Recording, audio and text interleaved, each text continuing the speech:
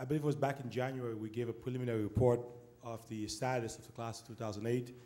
At the time, we said we didn't have the fall semester scores, Regents examinations, etc. Now we've got updates as of March 2008, so I thought it was important to give the Board of Education and the community an update to where we are, the class of 2008.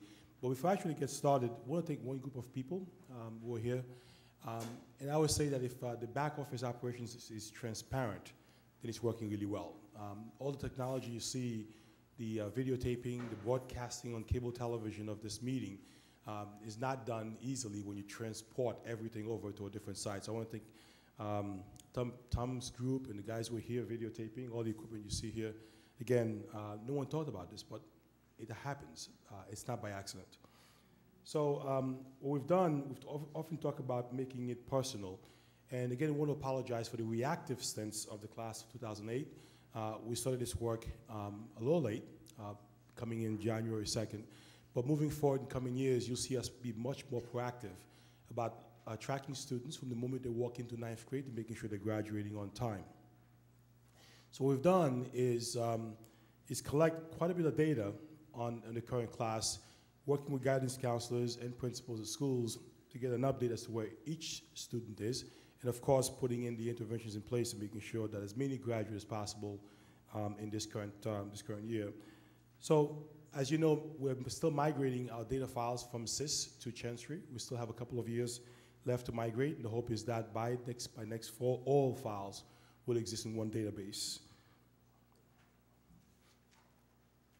When we reported back in January, we only looked at active students. This time we asked our research department to look at all students who were part of the cohort. Dropout, GED, no idea where they are, but every single student who was part of the 2004 cohort or the class of 2008 are now included in this data set that you'll be seeing.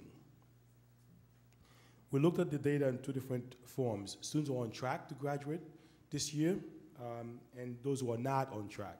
If you take a look, we look at the number of credits students have earned thus far and their possibility of passing courses this semester and the summer to get a high school diploma. When it came to the Regents examinations, we looked at the fact that students had to have passed all 5 Regents by the end of January to be considered on track. It does not mean that they cannot still take exams this June or this August. So those numbers may be a bit smaller than what they'll actually be because, again, we're assuming that they had either passed all 5 or have not passed. If they failed one of the Regents examinations, we consider them off track for graduation, although they can still pass that one test this June or this August to be marked on track for graduation. We define GED, of course, as students who are enrolled in a GED program, and a dropout is a student who has left school and is not currently enrolled in either a GED or regular high school. When you pull all this data together, looking at students who are either enrolled or have dropped out, this is the progression of our schools, all of our secondary schools in our district. With applied technology at the bottom of the scale, with 25% of its current cohort on track for graduation this school year, and with school of the arts at 82% on track for graduation for this school year, with an RSCD average of about 42%. Again, it does not mean that 42% will graduate. With the interventions in place, that number should be higher come June and come August. But clearly, you can begin to see where the work is for us as a district when it comes to making sure our students graduate in 4 years. Again, we're not looking at students who graduate in 5 years or 6 years. Many of our students do take more than 4 years to get a regular high school diploma. When you begin to see this progression, again, you can see clearly where the work is for us as an administration. As a district, what you see is that we have 1,589 active students in the cohort. 957 have met the Regents requirement for graduation already. 632 need to take at least one Regents exam to get a high school diploma this year. And those numbers here begins to show you where those numbers actually fall. From there, you can begin to see where the numbers are by different content, by different subject. And of course, you begin to see that history is where we need to do the most work. U.S. history is there, of course, because many students have only taken it once, have not had multiple chances as we've had with the math or the other exams. But global history, on average, tends to be the exam that most of our students tend to fall apart on most. So global and U.S. Are where we have the biggest issue. In the bar, in visual form, you can begin to see, again, global history and U.S. history are where we do the most amount of work. Now, what we've done, of course, is Connie Leach and the team at RET and Marilyn's team have been meeting with principals one-on-one and looking at school individually, sitting with principals, looking at where they are, where each student is, was part of the class of 2008, and the kind of work that we need to do to begin to push them toward completion.